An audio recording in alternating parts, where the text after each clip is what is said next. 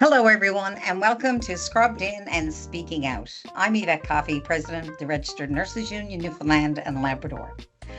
We're right in the middle of the 2025 provincial election campaign, and we've invited each of the party leaders to join us and speak directly to you, our members and the public, about their vision for nursing and our publicly funded, publicly delivered healthcare system in Newfoundland and Labrador.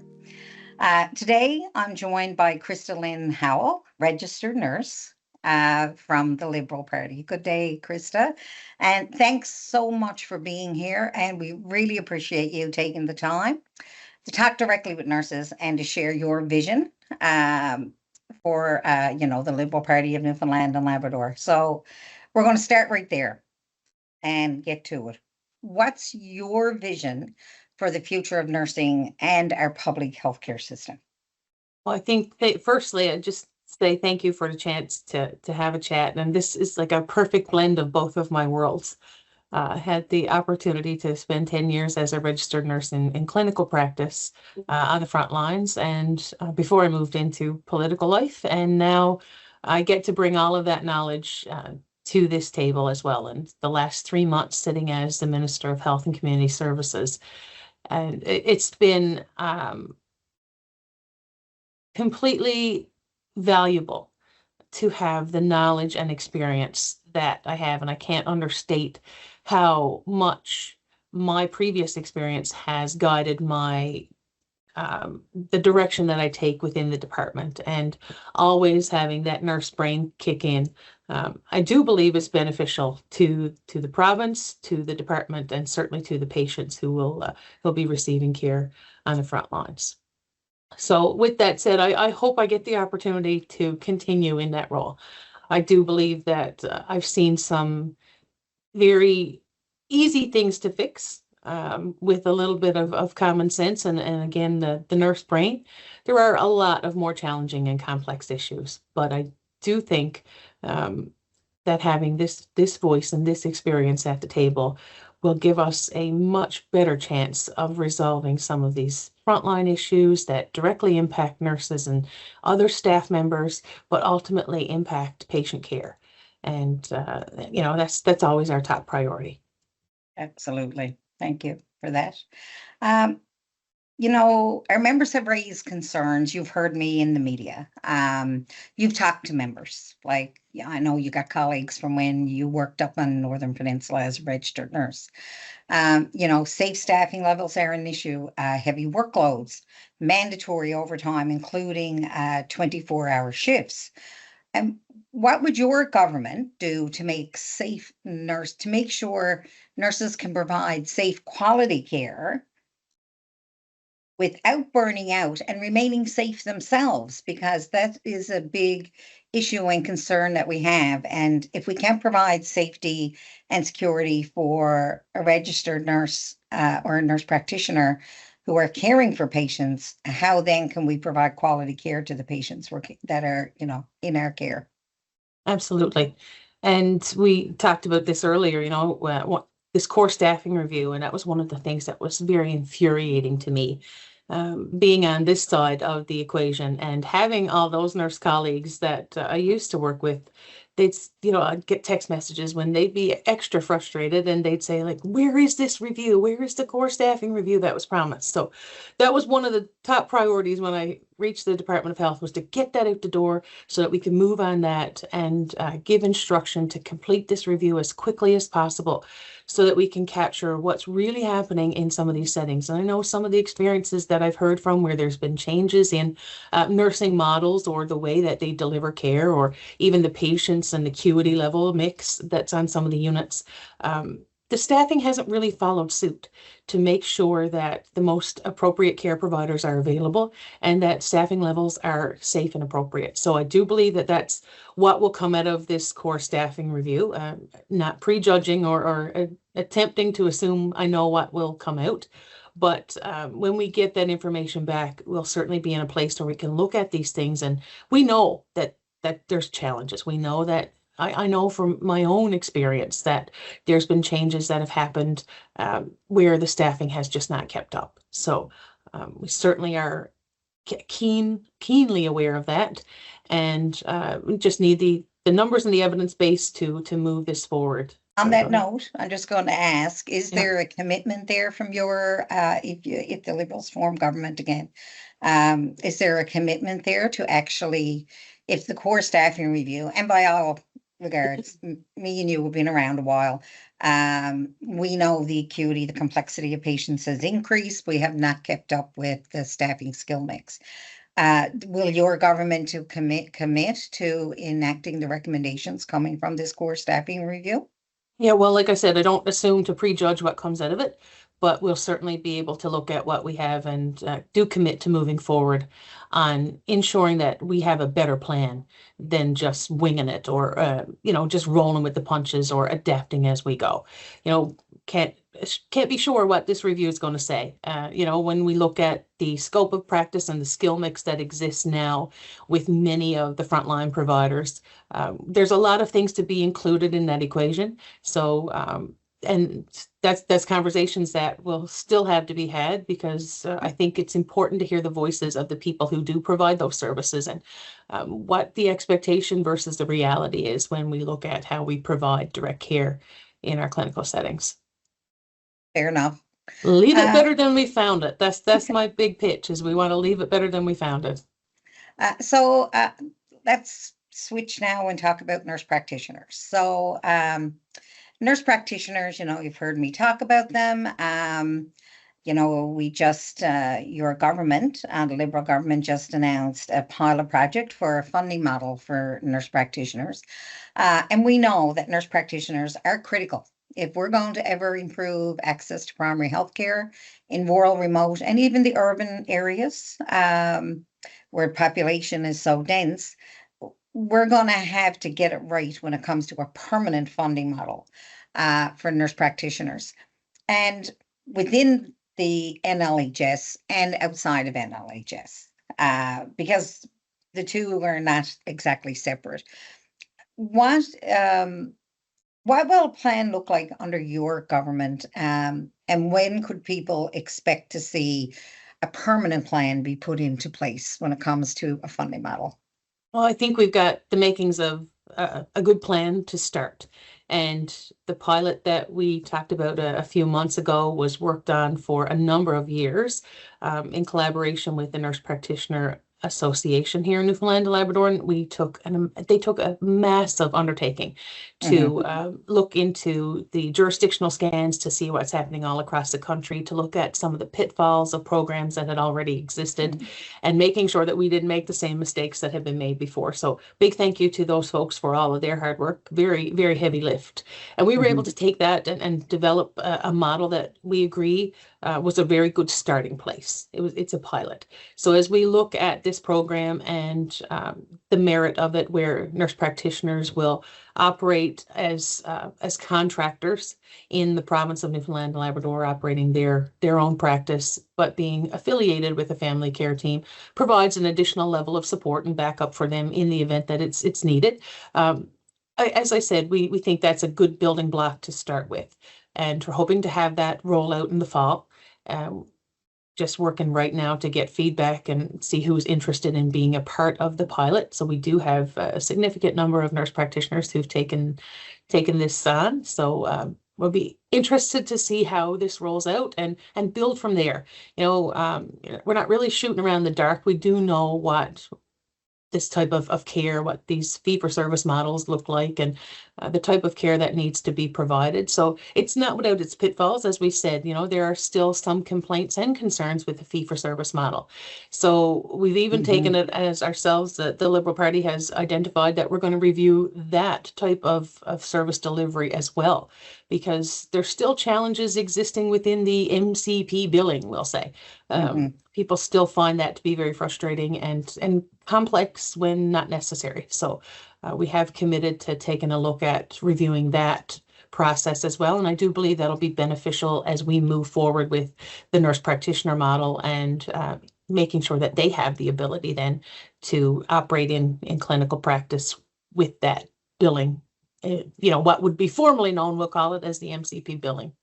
shifting gears now back to nursing students, and you've heard me, the Federation of Labour, the Canadian Nursing Students Association, they came out with a study last year. So they surveyed, it was a federal survey with nursing students and asking them what the number one barrier was to completing their studies. And the number one barrier, of course, is financial.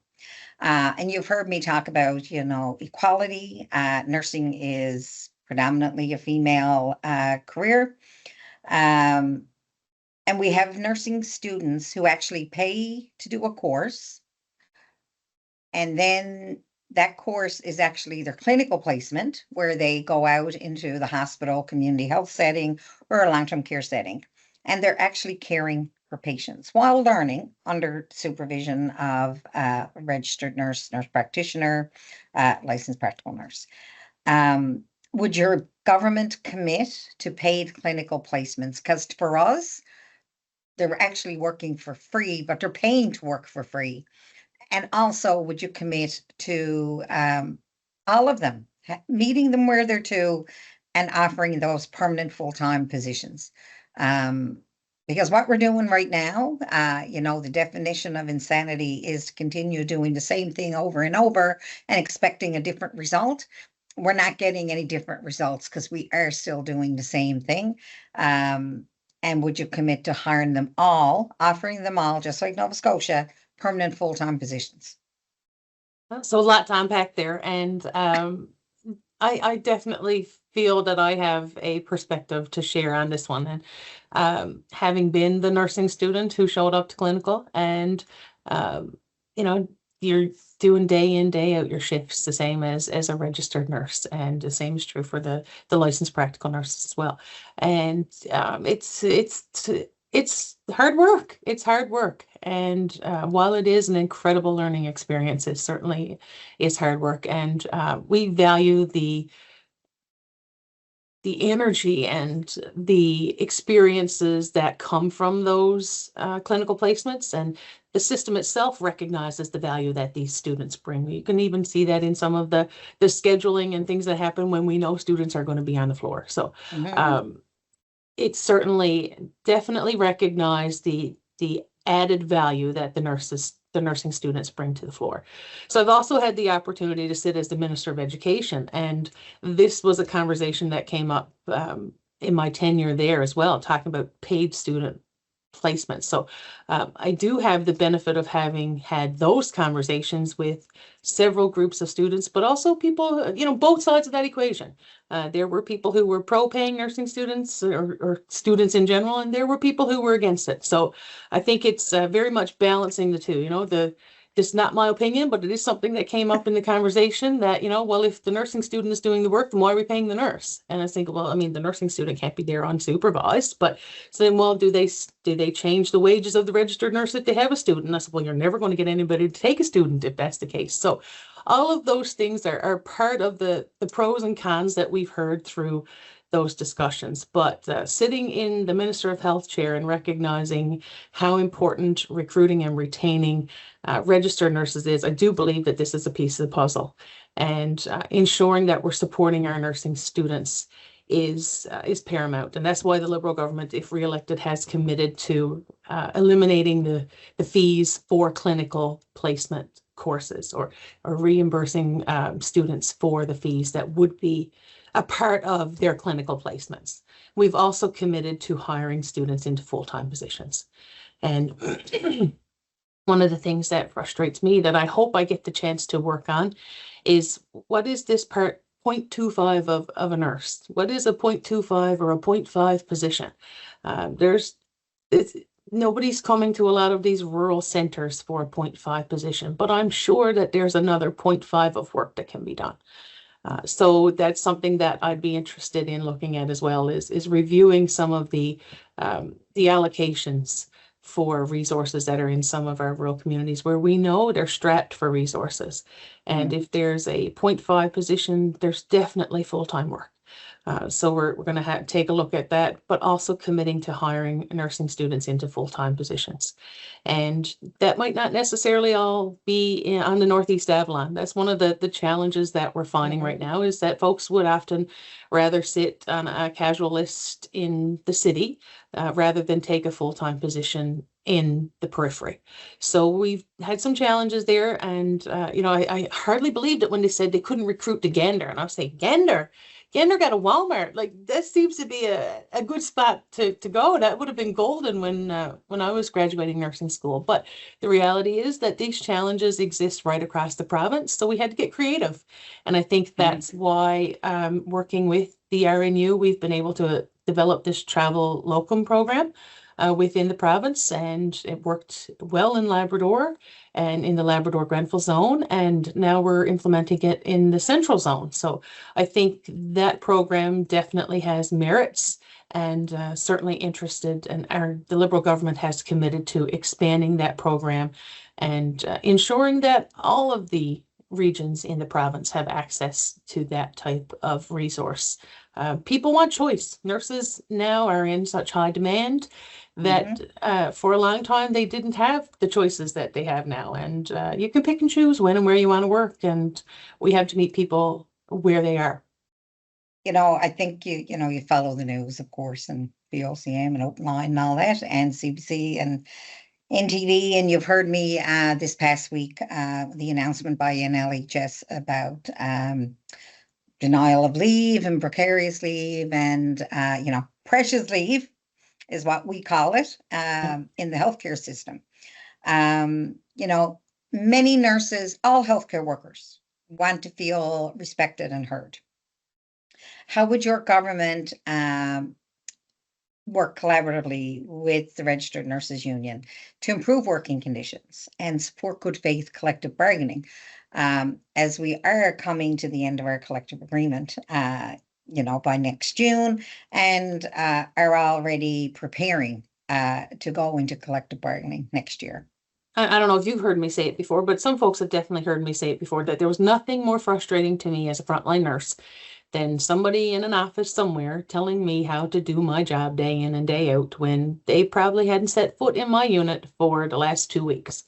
So that has been a cornerstone of how I hope to work in this role and in this job, is I always want to hear the voices from the front line, because I don't pretend to have everything figured out about every sector. And nobody, if any politician is telling you that, then that's a flat out lie.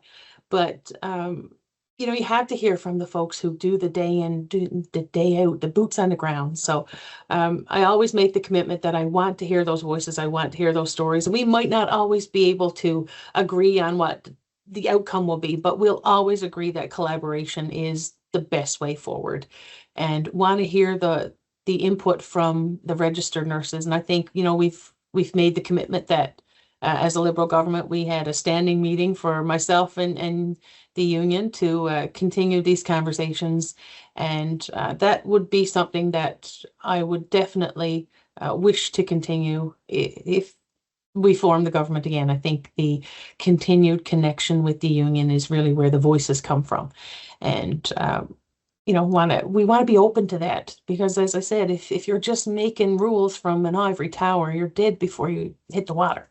It's that's not how we're going to make change, and that's not how we're going to have a better system, or we're going to have less happy employees. We're going to have continued issues with vacancies, continued issues with leave and sick leave, and this particular instance where the restrictions on leave were put in, I was particularly frustrated with that as well. And I was very happy to see that it was quickly reversed. I think the key piece that we were missing there is consultation. I believe that the nurses union, anybody who's going to have to use this new medical record system, this core care, we're all going to have to be trained. And nobody's going to be avoiding that, because it's going to make your life so much easier for starters. When you're looking at a Meditech system that is so old that you can barely figure out what you're doing with it.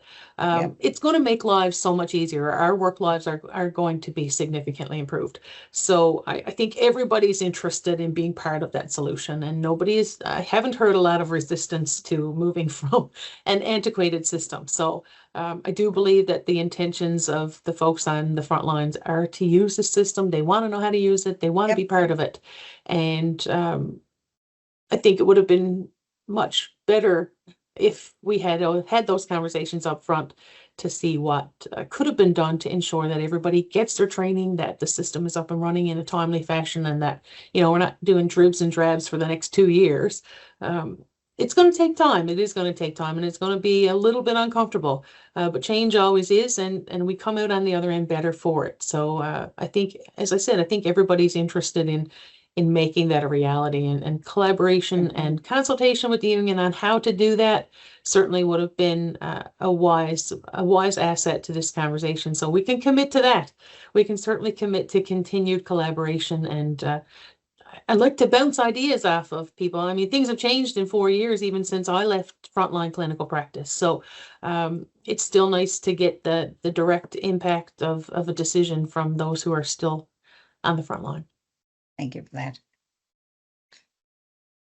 So I know that there are challenges with the mandatory overtime and, the safe nursing to patient ratios, and all of those things are part of our core staffing review. But one of the other pieces, I believe, to that puzzle is an independent health sector safety council, and looking at from, the higher view of how we can implement change, what needs to happen, and how we can work together to find appropriate means to provide that type of safety and assurances for folks in the system, for registered nurses, for licensed practical nurses, nurse practitioners, and anybody who's involved in the health sector, because we do know that these challenges exist. They're not discipline specific. Everybody is facing some of these particular challenges. So the Liberal government has committed to implementing that health sector safety council and moving forward with the collaborative approach. Thank you for that. Well, Krista, thank you for joining us today and sharing your party's vision to our listeners. You can find all the party responses to the questions nurses are asking on our website at rnunl.ca. I'm Yvette Coffey with the Registered Nurses Union of Newfoundland and Labrador. Thanks for tuning in to Scrubbed In and Speaking Out.